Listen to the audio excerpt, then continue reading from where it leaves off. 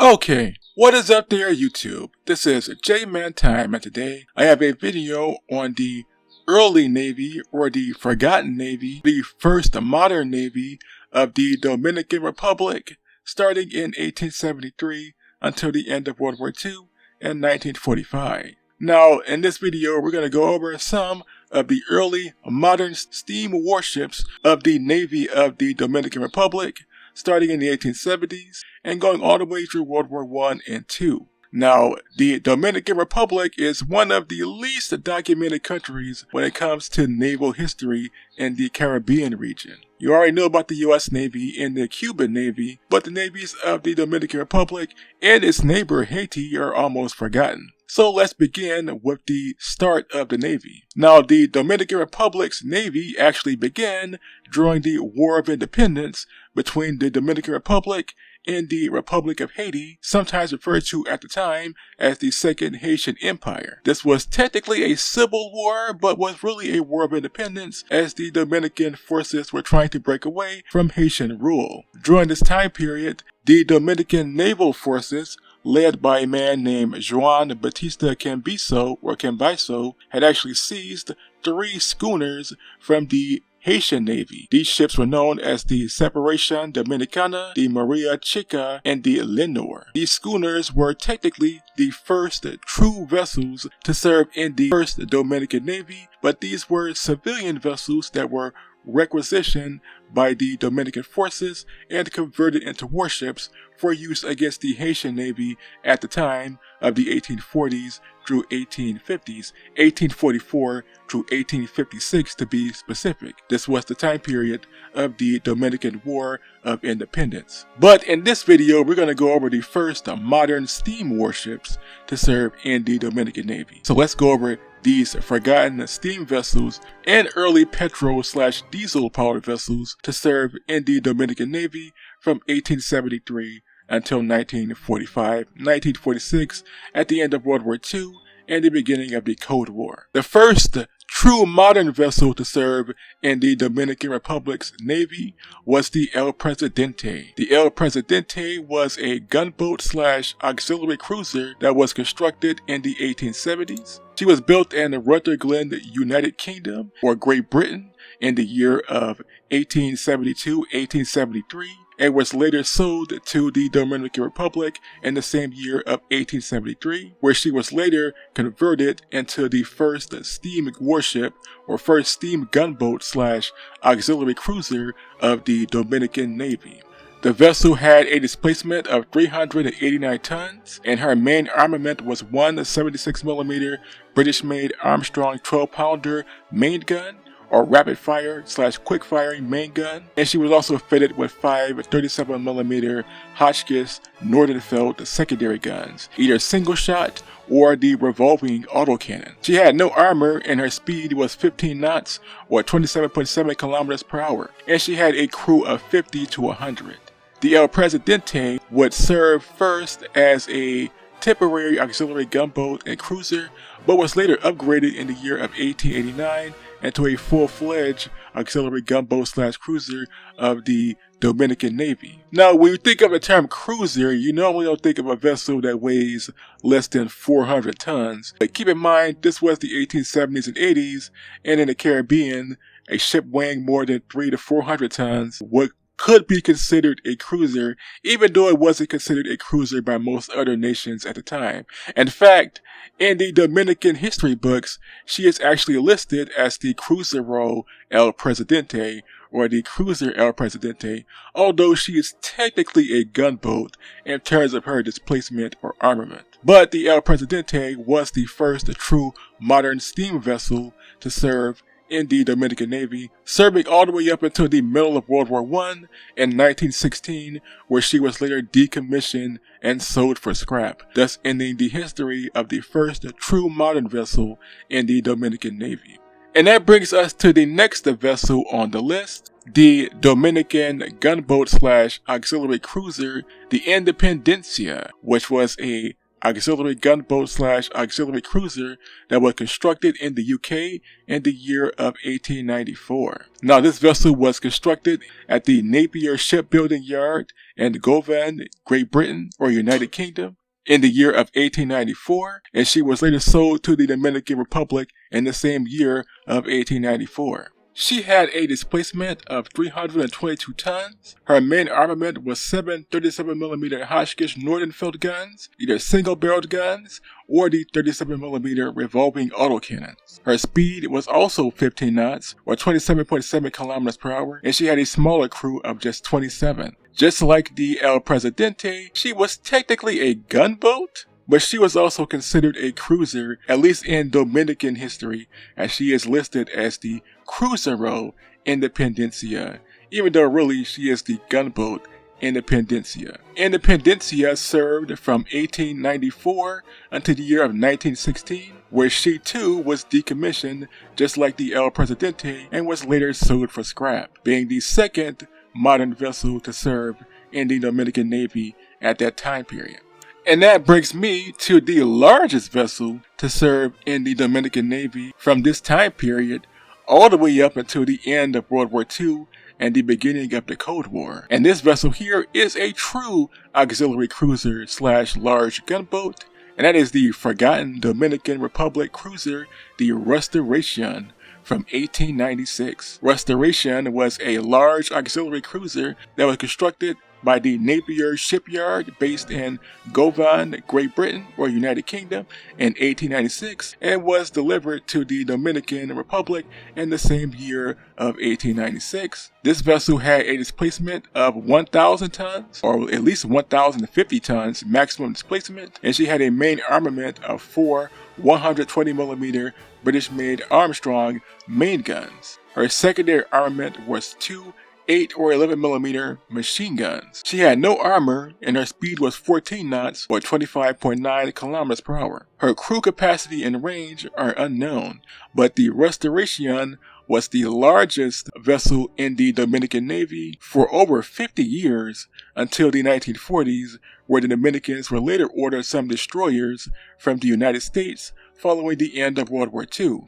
But from 1896 until 1916, Restauracion was the largest vessel in the Dominican Navy and the only vessel at the beginning of this time period that could be considered a true auxiliary cruiser or a very, very large gunboat, as most gunboats at this time only weighed about 1 to 500 tons, and this vessel here weighed over 1,000 tons, weighed 1,000 tons or more, depending on which sources you used. She was powered by 2 triple expansion steam engines and was cold powered just like most vessels at this time in the late 19th century. Restauracion would serve from 1896 until she too was decommissioned and sold for scrap in the year of 1916, some 20 years later, after only serving for 20 years in the Dominican Republic's Navy / Coast Guard. Now, for a time period between 1916 and 1947-1948, the Dominican Navy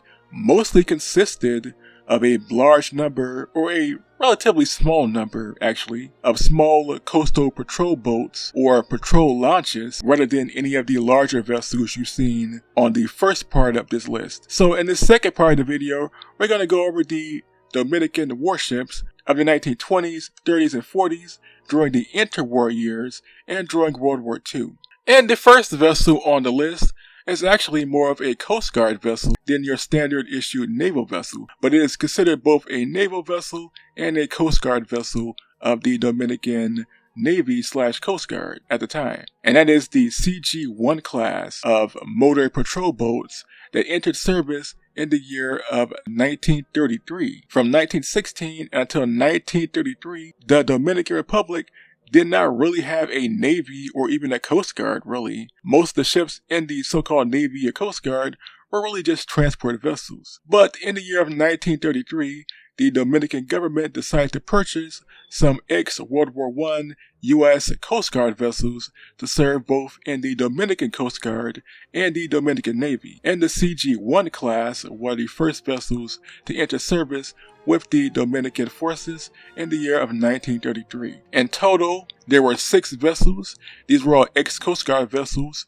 These were the ex-U.S. Coast Guard vessels, CG-110, CG-144, and CG-302, and 3 vessels that were not commissioned by the Coast Guard yet, but were constructed in World War I or in the 1920s. Now, these vessels had a displacement of 37 tons, and their main armament were 2 7.62mm machine guns, either American Browning Model 1917 or American Browning Model 1919 light machine guns. Their speed was 14.5 knots or 27.7 kilometers per hour, and they had a crew of at least 5 to 12. Now, these vessels served in the Dominican Coast Guard, not the Navy, as the Navy technically didn't really exist at this point. All 6 of these vessels were constructed by 3 different American shipyards: the John Mathis shipyard based in Camden, New Jersey, the Dackel Carter shipyard based in Benton Harbor, and the Gibbs Gas Engine shipyard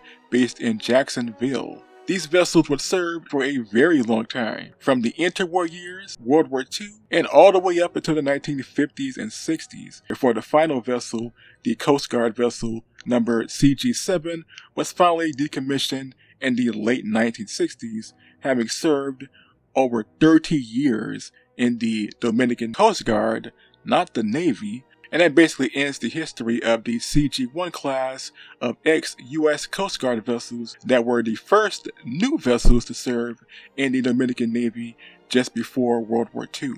The next vessel on the list is the Dominican Coast Guard vessel, the CG-2. CG-2 was an ex-U.S. Coast Guard vessel that was constructed in 1918 and actually served during the final year of World War I for the U.S. Coast Guard, or in the U.S. Coast Guard, towards the end of World War I. Later in 1933, she was also purchased and sold to the Dominican Republic, and later served in the Dominican Coast Guard from 1933 until, again, the early to mid 1960s. This vessel had a displacement of just 18 tons and was armed also with 2 7.62mm Browning machine guns, either the Model 1917 or the Model 1919 Browning machine guns. She had no armor and her speed was just 9.5 knots, and she had a crew of just 7 to 10. This was the smallest vessel in the Dominican Republic's Navy during the interwar years, World War II, and the Cold War, and she was a wooden-hulled vessel. It's honestly amazing that she served for so long, as she was in service from 1918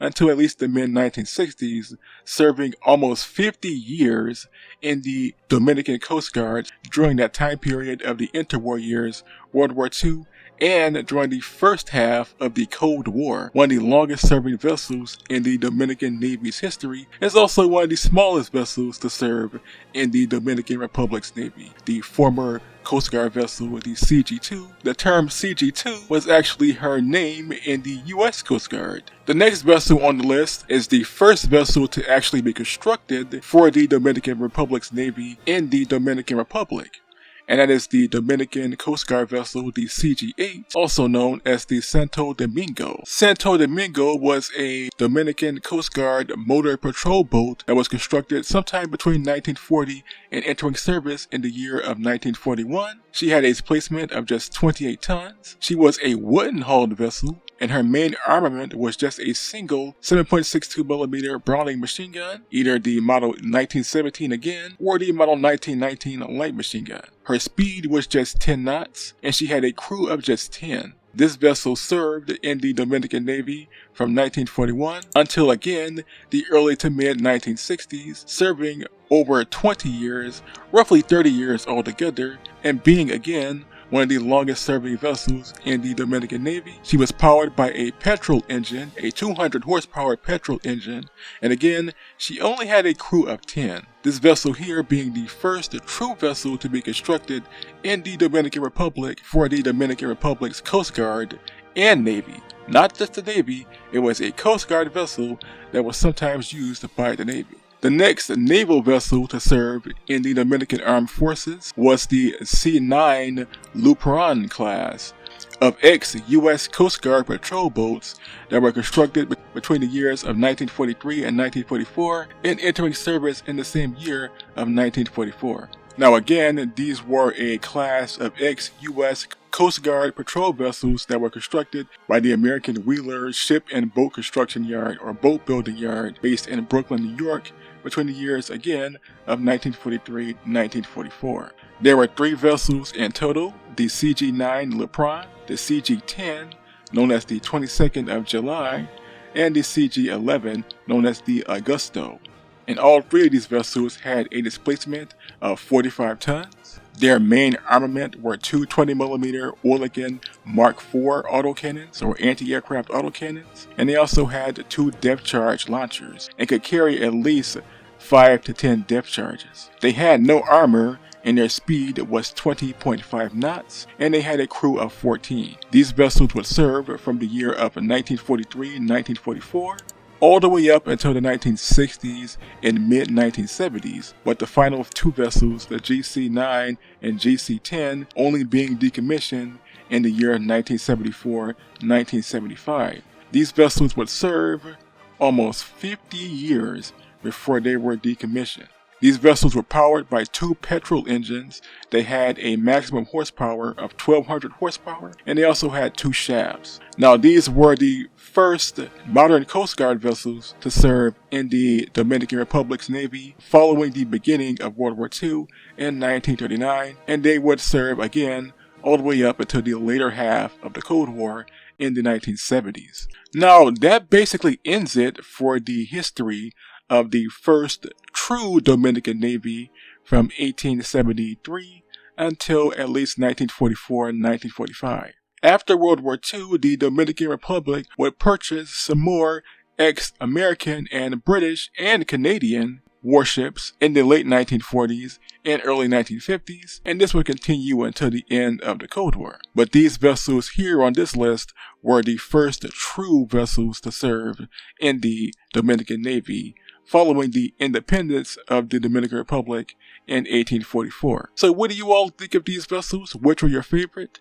If I had to choose 2 of these vessels, my favorite would be the El Presidente, the first modern steam warship to serve in the Dominican Republic's Navy. And in terms of Coast Guard vessel, I guess the CG-2 or the GC-2 would be the second vessel on the list that I would like the most, as it was the smallest vessel in the Dominican Coast Guard at that time, and also one of the longest serving from 1918 technically in the U.S. Coast Guard, all the way up to the 1960s in the Dominican Republic's Coast Guard. So which of these vessels were your favorite? Please tell me in the comment section below, and until next time, this was J-Man Time signing off.